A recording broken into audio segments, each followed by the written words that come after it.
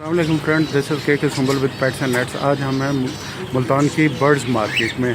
तो आपको दिखाते हैं कि यहाँ पर मुख्तलिफ़ किस्म के बर्ड्स हैं। ये फिंचेस हैं, बहुत ही फैंसी किस्म की। ये देखिए दोस्तों,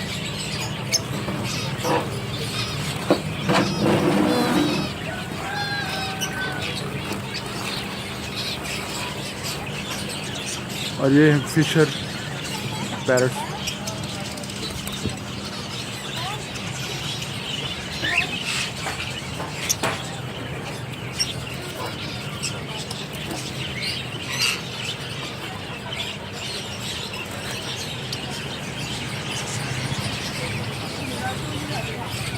ये फैंसी चिकन हैं दोस्तों, ये देखिए।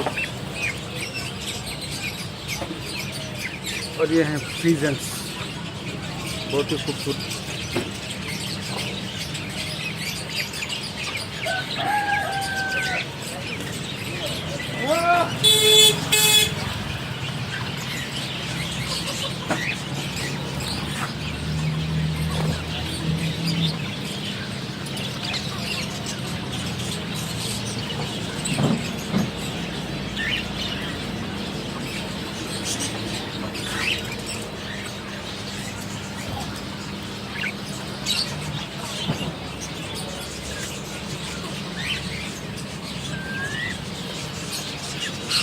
ये देखिए दोस्तों, ये कबूतर की एक ब्रीड है।